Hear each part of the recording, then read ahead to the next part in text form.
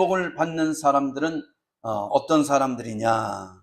첫째는 의에 목마른 사람들이다라는 겁니다. 의에 목마른 사람은 하나님께서 뭐 하시는가요? 채워주신다라고 6절에 말씀하고 있는 것을 볼 수가 있다라는 것이죠. 자, 누구나 마음속에 이런 마음을 가질 때가 있습니다. 이건 아니잖아. 이건 불공평하잖아. 불공정하잖아. 이건 뭔가 잘못된 것 같아 하는 그런 마음이 드는 순간이 있을 것입니다. 불공평한 세상, 외면당하는 진실, 무너진 정의 등등등, 이런 것에 대해서 예수님은 그런 사람을 6절에 뭐라 그래 말씀하고 있느냐? 의에 줄이고 목마른 사람이며 이런 사람들이 복되다라고 말씀하고 있습니다. 이 말씀은 단순히 도덕적으로 올바른 삶을, 올바른 일을 해야 된다라는 것을 넘어서서 하나님의 뜻에 맞는 세상과 삶을 간절히 바라고 그런 마음뿐만 아니라 내가 삶 속에서 그런 삶을 살아가는 거, 그렇게 말할 수가 있다는 겁니다. 우리가 하나님의 뜻, 정의, 공의에 굶주릴 때 정녕 하나님은 우리 영과 삶을 어떻게 한다는 거예요? 채워주시겠다라고 약속하고 있다라는 것이죠. 그러면 이 불공정한 세상의 단면을 한 세 가지로 생각해 보고자 합니다. 이런 게 있죠. 열심히 일했는데 기회가 주어지지 않는 사람들. 이런 거 체험해 본 적 있습니까? 이런 거 여러분 살면서 느껴본 적 한두 번은 있죠. 저 사람은 뒷배경이 있으니까 승진도 잘 돼. 저 사람 무슨 백이 있기에 저렇게 잘 풀릴까? 이런 생각해 본 적 있습니까?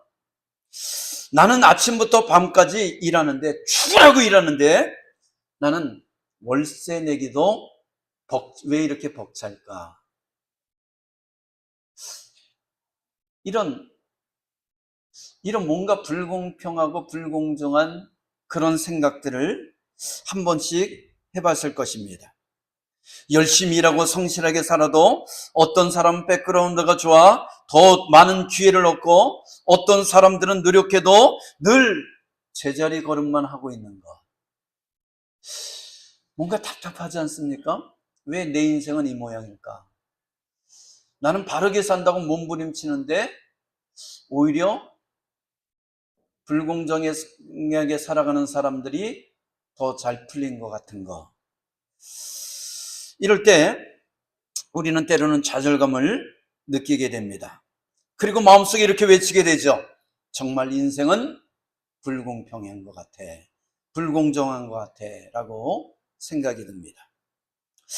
또한 이 불공정한 세상의 단면을 또 하나 들여다본다면 정직하게 살면 손해보는 세상이다 라는 그런 소리가 있습니다.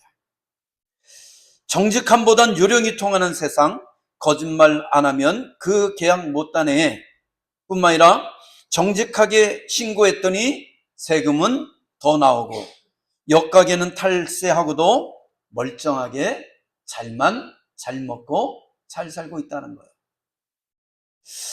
정직함보다 요령이 통하는 세상, 투명하게 하려고 하면 오히려 손해를 보고 거짓을 잘 포장하면 이득을 보는 그런 구조.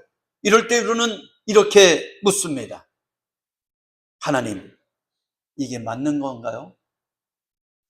정녕 이렇게 사는 게 맞는 건가요?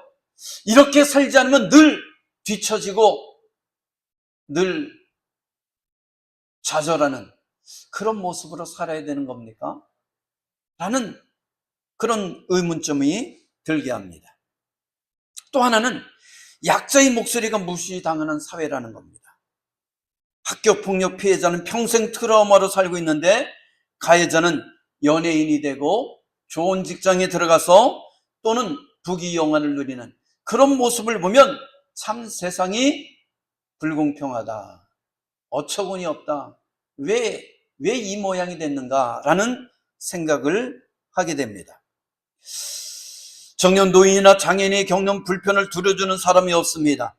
약자들이 고통은 쉽게 묻히고 목소리를 크게 내는 자만이 힘을 얻는, 잘 되는 그런 세상의 모습을 보게 되면 정녕 우리는 이 사회가 뒤죽박죽이 되었다라는 것을 보게 됩니다. 가진 자, 힘 있는 자는 시스템의 보호를 받지만 오히려 약자는 외면당하는 그런 모습을 볼 때 사람들은 마음속으로 이렇게 부르짖게 됩니다. 진짜 정의는 있는 것인가? 진짜 세상은 공정한 것인가? 진짜 세상은 정의로운 것인가? 정의는 살아있는 것인가? 라는 질문을 하게 된다는 겁니다. 근데 오늘 성경의 말씀에 뭐라고 그러겠냐면 의에 추리고 목마른 자가 있다. 이런 사람들이 복이 있다라고 주님은 말씀하고 있다는 거예요. 여러분, 여기서 의라는 것은 정의, 공의 그런 말이라는 겁니다. 네가 공의에 목마르 있느냐? 네가 정의에 목마르 있느냐? 그 자가 복되다는 거예요. 그 자가 복되다는 겁니다.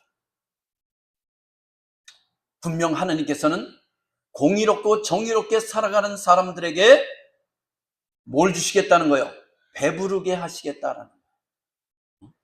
마치 배고픈 자가 맛있는 음식을 먹고 배부르는 것처럼 공의와 정의에 배고픈 자가 하나님께서 그렇게 배고프게 살아가는 자, 그런 자들에게 하나님께서는 공의와 정의로 배부르게 해주겠다고 약속하고 있다라는 것이죠. 그렇기 때문에 세상의 불공정을 보고 세상의 불평등을 보고 정녕 괴로워하지 말라는 거예요. 속상해하지 말라는 거예요. 정의로운 하나님이 살아계신 이상 이 세상은 불공정하고 불공평하게 살아간 자들에게 반드시 뭐 하겠다는 거예요? 하나님의 심판이 있을 것이다 라고 말씀하고 있다라는 것이죠. 바로 이런 현실을 보고 마음 아파하는 사람들이 있다면 불공정함에 무감각해지지 말고 이건 아니지, 이건 잘못됐어라고 느끼는 그런 마음이 바로 의의 주린 마음이라는 것을 깨닫기를 바랍니다. 일어나는 현상을 보면서 이건 뭔가 잘못됐어, 이건 옳지 않아 라는 마음을 갖고 있다면 아직 내 양심이 살아있다는 것을 말하고 있다라는 겁니다. 예수님은 이런 삶을 향해서 복이 있다, 네가 진실로 그 정의와 공의에 배고파하고 있다면 내가 반드시 그 정의가 채워지게 해줄 것이다. 그 공의가 채워져서 그래, 내가 올바른 생각을 했고 내 삶이 옳았구나라는 그런 배부름이 있게 해주겠다고 약속하고 있다라는 것이죠. 자, 그러면서 하나님은 그러면 이 정의에 공의에 이 배고파하는 사람들을 어떻게 복을 주시고 어떻게 채워주시는가? 그건 첫째는 뭐냐면 마음의 확신과 평안으로 채우시겠다라고 말씀하고 있다는 것이죠. 여기서 배부를 것이며 라는 그런 단어가 있어요. 6절에, 그죠? 6절에 보면 의에 주리고 목마른 자는 복이 있나니 그들이 뭐 할 것이며 배부를 것이며 라는 말씀이 있습니다. 이것은 they will be filled 라는 뜻입니다. 그들이 채워질 것이다 라는 겁니다. 그들을 채울 것이다, 배부르게 할 것이다. 정녕 짐승이 풀로 배를 부르게 먹는 그런 모습을 바로 배부를 것입니다 라는 표현으로 말씀하고 있다는 겁니다. 배고픈 사람이 배가 풍족하고 충분하게 채워지는 그런 상태를 배부를 것입니다 라고 말하고 있다는 겁니다. 여러분, 이것은 잠깐의 위로가 아니라 깊고 완전한, 그리고 만족한, 충분히 채워지는 영적, 정서적인 그런 충만함을 말하고 있다는 것이죠. 그래서 이렇게 고백하게 만드시겠다는 거예요. 그래, 내가 옳게 생각했고 내가 가는 이 길이 옳았어 라는 그런 고백을 하게끔 하나님께서 만드시겠다라는 거예요. 한 크리스천 청년이 회사에서 회식할 때마다 술 안 마신다고 상사와 직장 선배들, 동료들에게 핀잔을 받고 무시를 당했다고 합니다.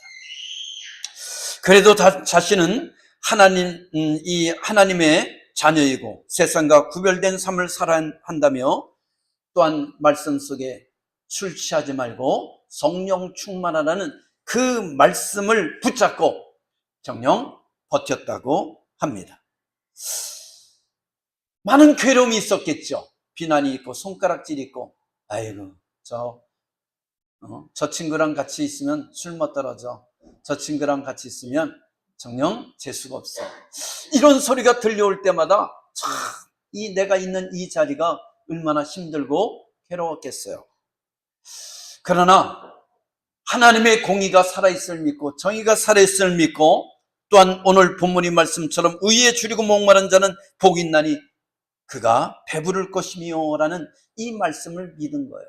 하나님께서 분명히 내가 생각하고 내가 행하는 이 삶이 옳다라는 것을 주님께서 인정해 줄 것을 믿은 것이죠. 그때 어느 날 후배가 이렇게 말하더라고 합니다. 선배님, 진짜 선배는 진짜 스크리찬인 것 같아요. 뿐만 아니라 선배를 보면서 내가 위안을 받습니다. 그러더란 얘기예요. 그래서 이 청년은 그날 처음으로 내가 생각하는 것이, 내가 살아가는 삶이 틀리지 않았구나라는 것을 깨달았다는 거죠. 이게 바로 하나님이 채우시는 마음의 배부름이라는 것을 여러분 기억하시길 바랍니다. 내가 하나님 말씀을 붙들고 살아가는데 세상이 나를 향해서 비난의 화살을 던져요. 근데 두 가지 마음이 들죠. 에이, 저들과 편승해서 그냥 살아가자, 좋은 게 좋은 게 아닌가 라는 마음이 있고, 또 하나는 뭐가 있죠? 아니야, 나는 예수 믿는 사람이야, 나는 하나님이 기쁘신 뜻대로 살아갈 거야, 그러면서 그 비난을 감수하며 살아가게 됩니다. 근데 비난을 감수하며 살아가면 뭐가 들죠? 마음이 굉장히 힘듭니다. 그런데 그 힘들지만 내가 어느 순간인가 누군가가 나에게 말하는 거예요. 당신은 진짜 예수 믿는 사람입니다. 당신을 위해서 어느 것이 올바른 사람이라는 것을 내가 깨달았습니다. 뿐만 아니라 당신을 위해서 내가 큰 위로를 받습니다 라는 누군가의 그 음성을, 누군가의 그 고백을 들었을 때 나의 그 굶주림이 채워지는 거예요. 내가 옳게 살았구나, 내가 바르게 살았구나라는 것을 깨닫게 된다라는 것이죠. 할렐루야. 이해가 돼요? 그 한마디 속에서 하나님께서 나의 그 굶주림, 의의 굶주린 것을 뭐 하는 거예요? 채워주시는 거예요. 채워주시는 거예요. 뿐만 아니라 올바른 영향력을 끼치게 한다는 거예요. 의로운 삶의 열매를 맺게 하신다는 겁니다. 의에 굶주린 사람은 불편하고 때로는 외로워 보일 수 있습니다. 혼자인 것처럼 그렇게 느껴질 수 있다는 겁니다. 그러나 시간이 지나면 그 삶을 통해 주변이 바뀌게 되고 주변의 사람들이 시선이 바뀌게 된다는 겁니다. 하나님의 방식은 조용하지만 그러나 강력하게 그 주변을 정리하고 변화시킨다는 것을 깨닫기를 바랍니다. 어느 순간부터 그 사람이 공정함과 정직함과 온유함이 기준이 되고 사람들이 신뢰를 보내기 시작한다라는 것이지요. 아까 그 청년처럼. 그래서 이런 말이 나오는 거예요. 그 선생님은 누구를 가르쳐도 편애가 없어. 편애하질 않아. 그 선생님은 항상 모든 학생들에게 따뜻하게 대해, 공정하게 대해. 그러기 때문에 그 선생님은 FM이야. 할렐루야. 이런 것이 뭡니까? 이게 선한 영향력을 끼쳐가는 거예요. 올바른 영향력을 끼쳐가는 겁니다. 뿐만 아니라 그 상사는 정직하게 평가해서 믿을만해. 이런 게 뭐예요? 불만이 없는 거죠. 정녕 내 편을 삼아서 내 말을 잘 들으면 공정하고 그 사람에게 좋은 점수를 주고, 정녕 내 말을 듣지 않으면 나쁜 점수를 주는 그런 상사가 아니라 내 말을 잘 듣든 안 듣든 간에 공정하게 그 사람의 정녕 인격과 업무 능력을 가지고 평가하는 상사라면 주위의 모든 그 밑에 직원들이 어떤 마음을 가져요? 저 상사는 공정해. 그래서 어떤 평가를 내리더라도 저 상사의 말은 옳아. 할렐루야. 이런 사람들이 올바른 영향력을 끼치는 거예요. 내 주위에 있는 사람들이 내가 어떤 말을 하든지 간에 저 사람 말은 옳아 라고, 저 사람 행하는 행동은 정의로워 라고 말할 수 있다면 나는 하나님의 자녀로서 주위에 선한 영향력을 끼치고 있다라는 것이지요. 뿐만 아니라 이를 통해서 배부른 사람, 의에 줄이고 하나님은 거기에 대해서 배부르게, 공의와 정의를 배부르게 채워주는 역사가 일어나게 된다라는 겁니다. 뿐만 아니라 하나님의 정의가 결국 뭐 하게 된다는 거요? 실현되는 것을 볼 수 있게 해주시겠다라고 말씀하고 있어요. 여러분, 다니엘서 6장에 다니엘이 사자굴에 던져지게 됩니다. 그러나 하나님의 은혜로 살아난 사건을 기록하고 있죠. 불의한 세상 속에서도 정의를 따라 살았던 한 사람에게 하나님이 어떻게 채워주신지를, 그 정의가 정녕 어떻게 축복으로 변하는지를 보여주는 그런 감동적인 이야기가 다니엘서 6장 말씀입니다. 그 내용은 이렇죠. 다니엘은 바벨론 포로 출신이지만 정직하고 타고난 삶으로 왕의 신임을 받게 됩니다. 그를 시기하던 정치인들이 음모를 꾸며 왕 외에 다른 신이나 사람들에게 기도하면 사자굴에 던지자는 그런 법을 만들게 됩니다.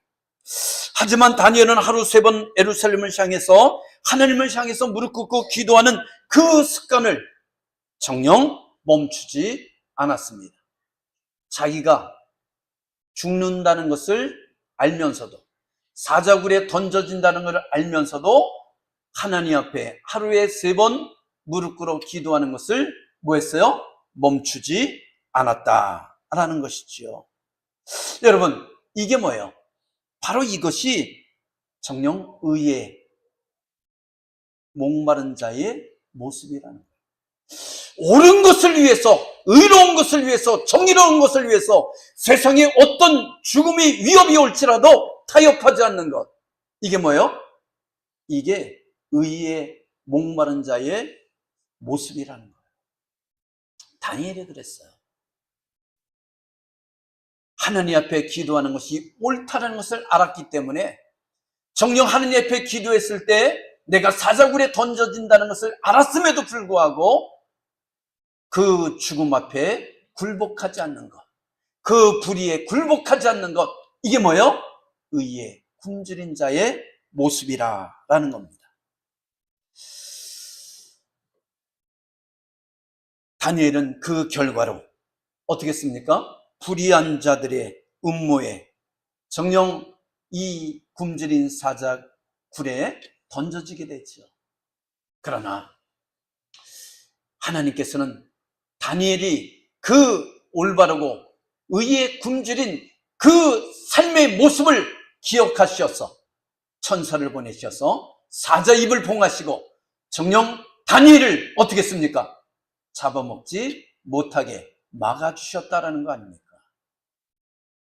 그리고 오히려 이 다니엘을 죽이려는 자들이 그 사자굴에 던져서 그 사자의 밥이 되었던 것이죠.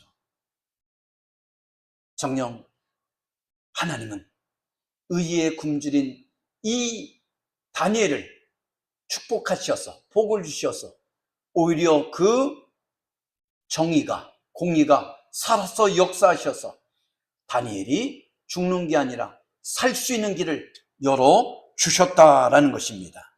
할렐루야. 자, 뿐만 아니라 정녕 이 다니엘을 통해서 어떤 일이 일어나죠?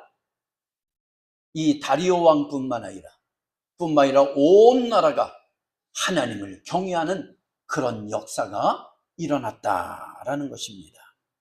사랑하는 성도 여러분, 정녕 우리는 의의 굶주린 자들이 되기를 주님으로 축원합니다.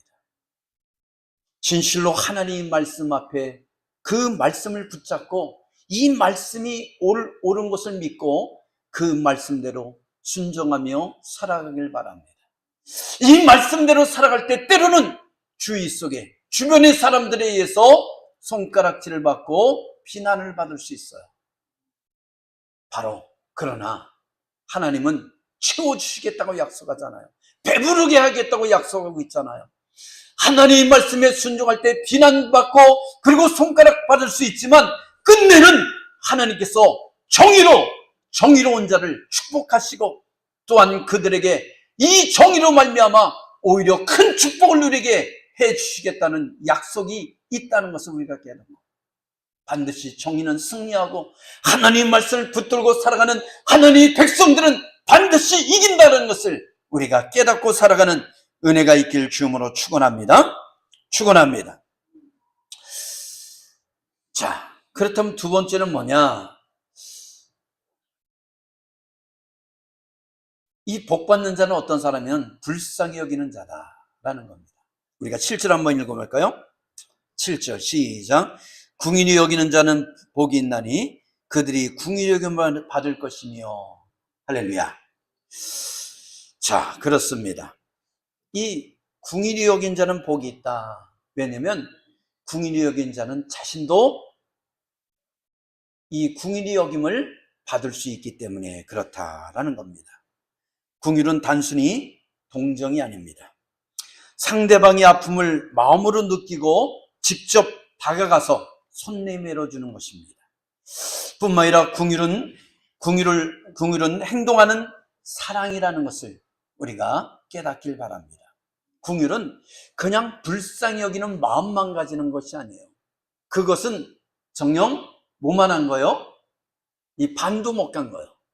진실로 궁일한 사람은 어떤 사람이냐? 궁일한 상대방에 대해서 불쌍히 여길 뿐만 아니라 손을 내밀어서 그의 필요를 채워주는 사람이다 라는 것이죠. 누군가 이 아픔 앞에서 무관심 대신 함께 아파하고 도우려는 마음입니다. 바로 이것이 뭐요? 궁일이 여기는 마음이다. 예수님은 우리에게 그렇게 궁일을 베푸셨고 우리도 그렇게 살기를 원하고 계시다라는 것이죠. 예수님의 공생애를 보면 정녕 그 공생애 동안에 주님은 정녕 우리들에게 궁일을 베푸시는 삶을 살았던 것을 볼 수가 있습니다. 그 한 해로 마가복음 1장에 보면 이 문둥병 환자, 다시 말해서 나 환자를 만났을 때 그의 환처를 만지시며 뭐 해주셨어요? 고쳐주시는 것을 볼 수가 있습니다. 이 마가복음 1장 41절에 보면 이런 말씀이 있어요. 예수께서 불쌍히 여기사 손을 내밀어 그에게 대시며. 여러분, 여기서 이 궁일이 잘 표현되고 있어요. 그 문둥병 환자, 나 환자를 불쌍히 여겼어요. 이건 뭐예요? 마음으로 불쌍히 여기는 마음이죠. 궁일이 여기는 마음이에요. 그런데 거기서 마음에서 끝나는 것이 아니라 이어서 뭐라고 말씀하고 있습니까? 손을 내밀어 그에게 대시며 네가 원하노니 깨끗함을 받으라. 그러면서 그 나병을 치유해 주셨던 것을 볼 수가 있다라는 것이지요. 긍휼히 여긴다는 것은 정녕 불쌍히 여기는 마음을 가질 뿐만 아니라 손을 내밀어서 그의 필요를 채워주시는 것이다 라는 겁니다. 당시 나병 환자는 사회적으로 철저히 격리되었다라는 것이죠. 왜 그렇죠? 왜 이 나환자들은 격리됐습니까? 이 구약 성경에 보면 이 나병 환자들은 부정하다라고 여겼다라는 것이죠. 뿐만 아니라 이것이 다른 사람들에게 이 전염병을 일으킬 수 있다는 그런 것도 있기 때문에 이 나환자들은 이 가정에서 또한 사회 무리 속에서 격리돼서 살아갔던 것을 볼 수가 있죠. 우리나라에도 이 나병이 한참 창궐한 시기가 있었습니다. 이 나병은 사회적으로 가난하고 뿐만 아니라 이 위생 상태가 안 좋으면 생기는 그런 병이기도 합니다.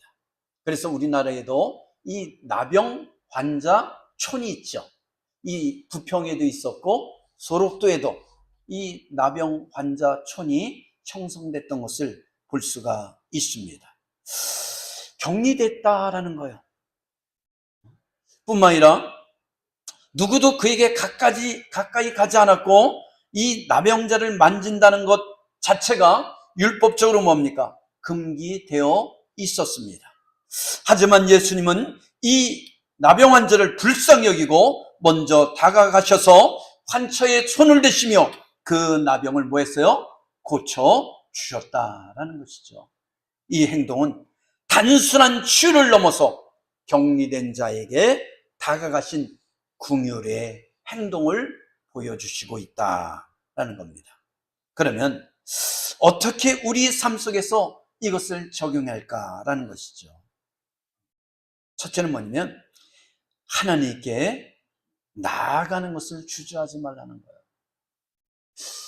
정녕 나에게 이 나병이 있다 할지라도 나에게 여러 가지 나병과 같은 사회적으로 격리된 그런 문제가 있을지라도 어느 구석에 박혀서 웅크리고 있지 말고 하나님 앞에 뭐 하라는 거예요? 나가라는 거예요. 하나님 앞에 나가라. 마가복음 1장 40절에 보면 이 나환자는 예수님께 나옵니다. 그리고 치유해 줄 것을 요청합니다. 원하시면 저를 깨끗게 할 수 있나이다 라고 말합니다. 여러분, 이것은 뭘 말하죠? 나병 환자는 격리되어 있었어요. 그렇기 때문에 이 무리 속에 들어갈 수 없습니다. 예수님께 나갈 수도 없었습니다. 그런데도 이 나병 환자는 격리되어 있어야 됨에도 불구하고 예수님께 뭐 했어요? 나아갔다라는 것이죠. 여러분, 어떤 문제가 있습니까? 어떤 기도 제목이 있습니까? 어떤 어려움이 있습니까? 정녕 그 문제를 갖고 혼자 해결하려고 끙끙거리지 말고 정녕 이것은 나만의 문제라고 쌓고 있지 말고 이것은 아무도 풀 수가 없어 라고 좌절하지 말고 예수님께 그 문제를 싸들고 나오시길 바랍니다. 이 나병 환자가 격리된 상태 속에서도 주님 앞에 그 살기 위해서 달려나온 것처럼 그렇게 우리가 문제를 갖고 주 앞에 나와야 된다는 것이에요. 그 주 앞에 나올 때 우리의 문제가 해결되는 그런 역사가 일어나게 될 줄 믿습니다. 문제의 해결은 첫째 갖고 나오는 거예요. 어떤 문제가 있든 어떤 질병이 있든 어떤 상황이든지 간에 그것을 껴안고 어두운 곳에 있는 것이 아니라 주 앞에 그 문제를 싸들고 나오는 저와 여러분 되시길 주님으로 축원합니다. 뿐만 아니라 이 궁유를 한다는 것은 뭐냐면 궁율이 필요한 사람에게 뭐를 내미는 거예요? 손을 내미는 거예요. 예수님이 이 나병 환자에게 예수님 앞에 나왔을 때 예수님께서 불쌍히 여기시고 손을 내밀어 그 환처에 손을 얹고 치유해 주신 것처럼 정녕 누군가가 나에게 손을 내밀 때 그것을 외면하지 마시고 그 내민 손을 붙잡아 줄 수 있는 그런 은혜가 있길 주님으로 축원합니다. 뭐 아무나 손 잡으면 안 되죠. 그죠? 옛날에는 그냥 지나가던 사람이 물을 한 모금 먹고 싶습니다. 그러면 물을 내주고 그는 또 그걸 물을 마시고 뭐 했죠? 감사하며 또 떠나가고 뭐 그런 것이 자연스러웠어요. 근데 요즘은 문 열어주면 참 위험한 일들이 일어나는 그런 세상이 됐죠. 뭐 그런 것이 아니라 나랑 아는 관계 속에서 진실로 그가 그 아픈 문제를 갖고 손을 내밀 때 그 손을 외면하지 마시고 그 손을 붙잡아 주시고 그를 위로하고 그를 같이 기도해 줄 수 있는 그런 궁히 여기는 그런 모습이 되라라는 것을 말하고 있습니다. 정녕 우리 주위를 한번 돌아보시길 바랍니다. 내가 외면하고 있는 사람이 있지 않는가? 내가 다가가야 할 사람이 누구인가? 라는 것을 한번 생각해 보기를 바랍니다. 마음 아픈 지체가 있다면 그들에게 문자 한 통을 남겨주시길 바랍니다. 위로의 말로 정녕 힘을 내라고, 내가 너를 위해서 기도하고 있다고, 이런 문자가 별거 아닌 것 같지만 오히려 그들에게 힘이 될 수 있다는 거예요. 가족 중 상처 입은 사람이 있다면 그가 내가 먼저 뭐 하는 거요? 손을 내밀어 주라는 거예요. 그리고 그에게 문자 한 통이라도 그리고 말 한마디라도 따뜻하게 힘들었지? 괜찮아. 내가 옆에 있어 줄게.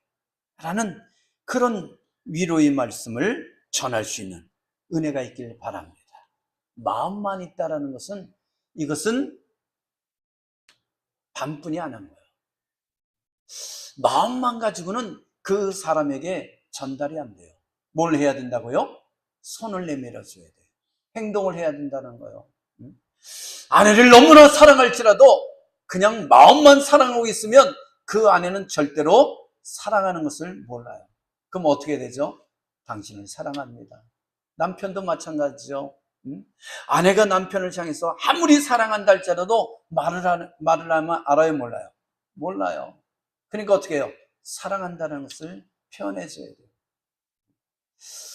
TV 보면 이혼 숙녀라는 그런 프로가 있어요. 매일 치고받고 싸우는 거예요. 아주 구라파 정쟁이 일어나고 있다는 거예요. 그걸 보면서 야, 내가 이거 보면 안 되겠다라는 생각이 들어요. 왜냐면 막 화가 나더라고. 아니, 어떻게 저렇게 싸울 수 있을까? 아니, 어떻게 저렇게 싸우지? 근데 말도 안 되는 소리를 가지고 꼬투리 잡고 막 깨물고 핥히고 꼬집고 때리고 이런 걸 보면서 참 못났다. 왜 인생을 저렇게 구질구질하게 살까? 막 화가 나더라고요. 근데 이게 한편으로는 뭐냐면 서로 간에 막 싸우는 이유가 뭐예요? 나를 알아달라는 거예요. 뭐 해달라고요? 나를 알아달라는 거예요. 상담하는 사람이 상담을 하는데 당신이 제일 당신이 제일 사랑하는 사람 누구입니까? 그러면 어떻게 해야 돼요? 그냥 내가 사랑하는 사람 아무개. 당신이 제일 미워하는 사람 누구입니까? 그러면 내 남편, 내 아내. 그래야 되잖아요. 근데 이렇게 추진하게 싸우는 사람들이 뭐라고 쓰냐면 내가 제일 사랑하는 사람 남편, 아내. 그러고 있더란 얘기죠. 내가 제일 미워하는 사람 근데 남편이고 아내가 아니에요. 근데 죽을 만큼 그렇게 싸우고 있더란 얘기죠. 거기서 그 답변에서 느끼는 게 뭐죠? 왜 그렇게 죽으라고 싸우는 거예요? 나를 좀 알아달라는 거 아니에요.